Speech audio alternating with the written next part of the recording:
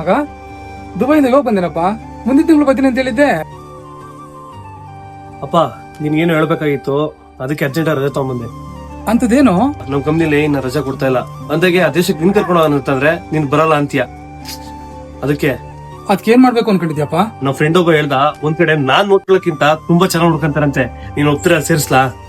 ಸರಿ ಕಣಪ್ಪ, ಈ ವಯಸ್ಸಾದ ಕಾಲದಲ್ಲಿ ಎಲ್ಲ ಚೆನ್ನಾಗಿ ನೋಡ್ಕೊಂಡ್ರೆ ಸಾಕು. ಸರಿ ಒಳಗ್ ನಡಿ. ಸರಿಯಪ್ಪ ಆಯ್ತು.